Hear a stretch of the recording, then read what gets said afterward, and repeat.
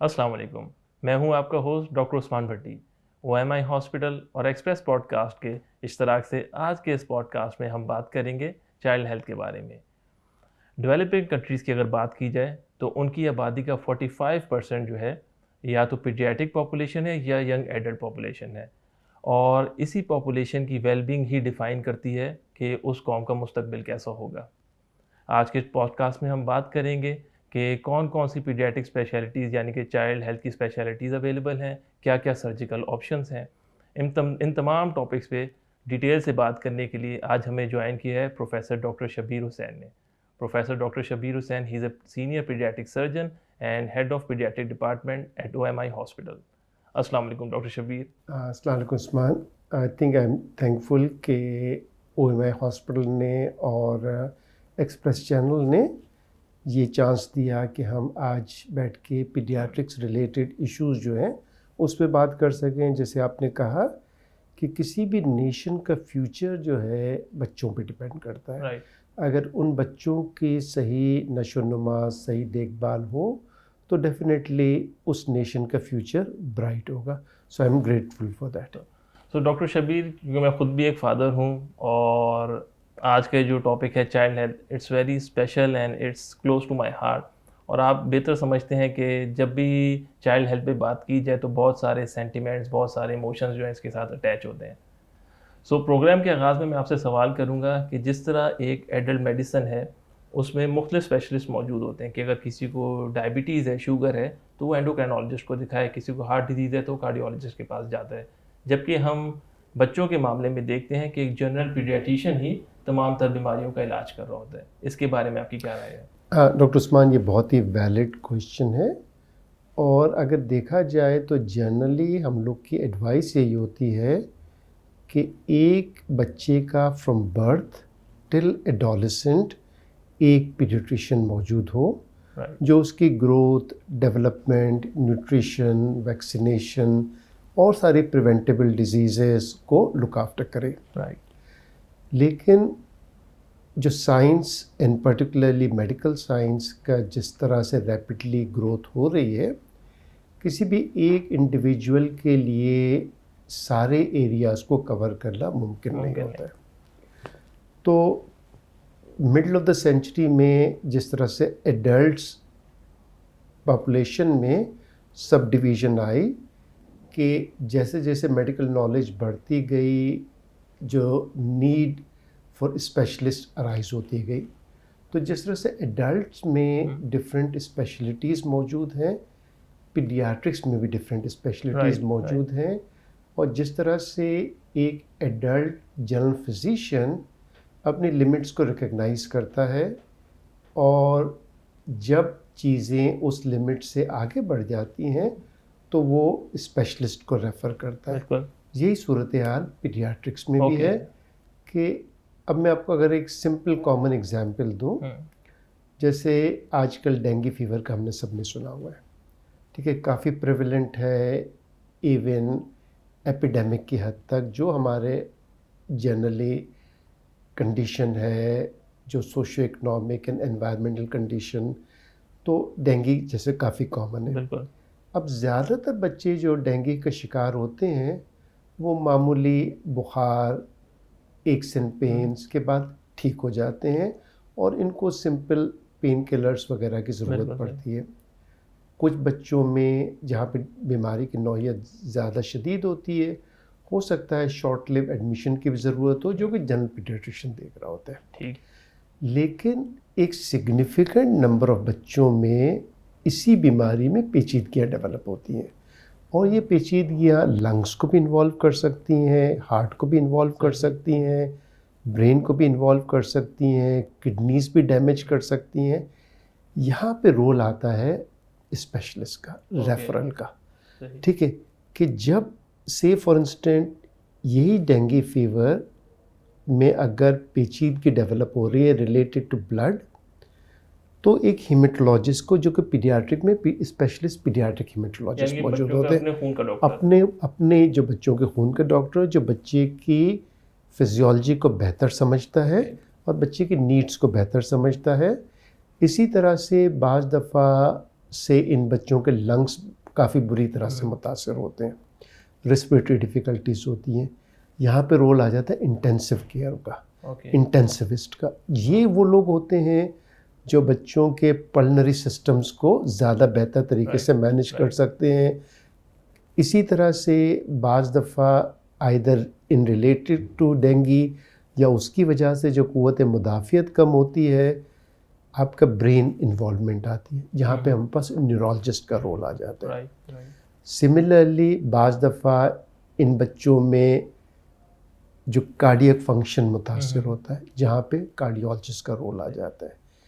बाज़ बच्चों में जहाँ सीवियर सेप्सिस की वजह से किडनीज डैमेज होने का ख़तरा होता है, डैमेज हो रही होती है, यहाँ पे हमारे पास रोल नेफ्रोलॉजिस्ट का आ जाता है। जैसे अगर मैं अपनी फील्ड की बात करूँ कि मैं कार्डियोलॉजिस्ट हूँ और एक मरीज़ मेरे पास आता है हार्ट डिजीज़ के साथ, हार्ट फेलियर के साथ, और उसको शुगर भी है, तो जब हम उस मरीज़ को दाखिल करते हैं तो मैं एज अ कार्डियोलॉजिस्ट दिल के हवाले से उसको देखता हूँ और साथ एंडोक्राइनोलॉजिस्ट मेरी हेल्प करता है कि वो उनकी शुगर को करेक्ट करता है, और इस तरह एक मल्टी डिसिप्लिनरी अप्रोच के साथ हम उस पेशेंट को बेहतर केयर दे पाते हैं।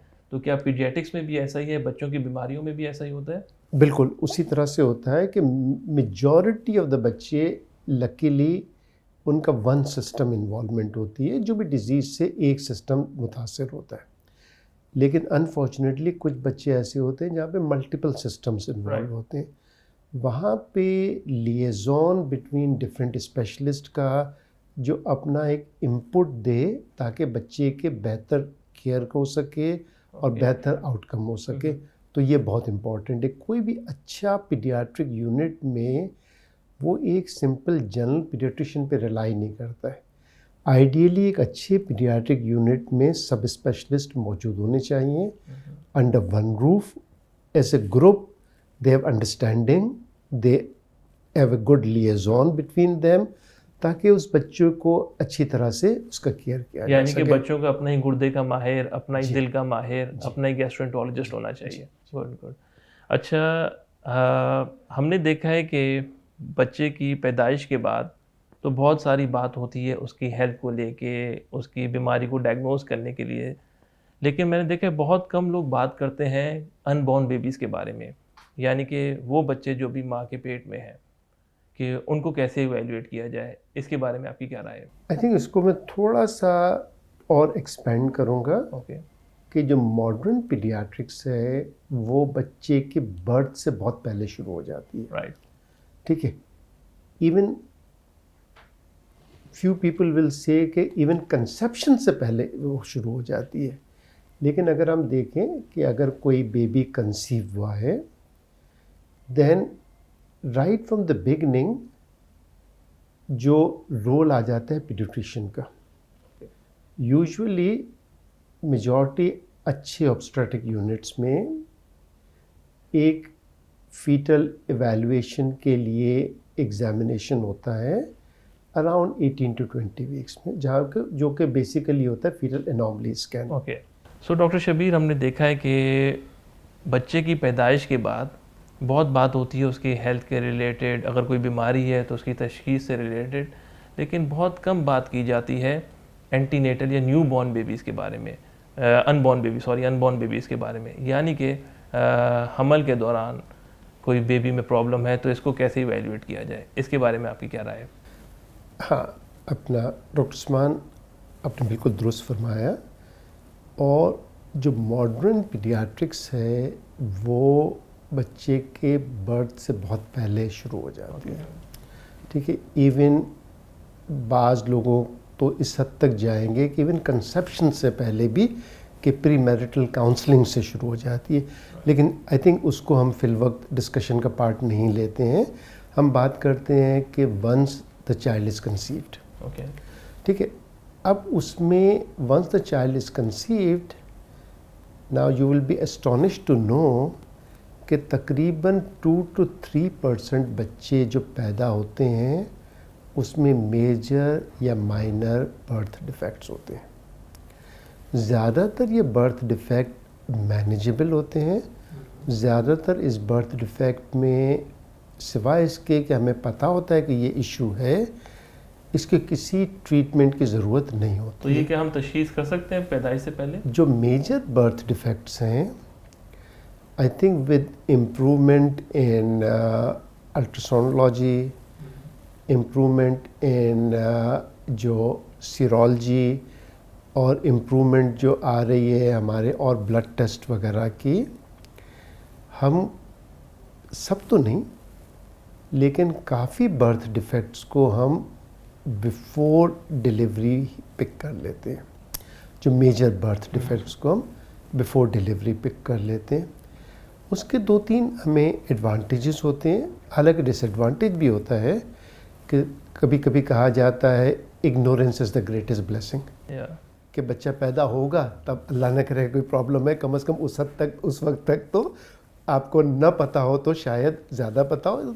कहा यानी कि दिस इज़ अ प्रोवर्ब कि इग्नोरेंस इज़ द ब्लेसिंग। लेकिन अगर आपके पास नॉलेज है और विद मॉडर्न जो सारी आपके पास पैराफिनेलिया मौजूद है, हम उन चीज़ों को बर्थ से बहुत पहले डिटेक्ट कर लेते हैं।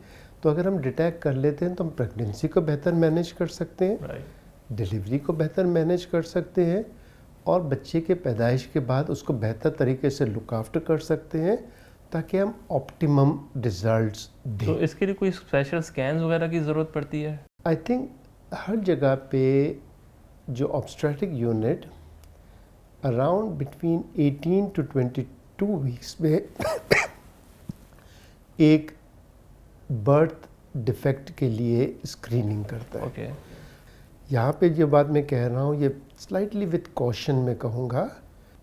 मैं नहीं चाहूँगा कि लोग ये मैसेज लें कि अगर कोई बच्चा अल्लाह न करे बर्थ डिफेक्ट के साथ पैदा हुआ है और वो क्यों बिफोर डिटेक्ट नहीं हुआ, तो अभी भी ये फील्ड इवॉल्व कर रही है।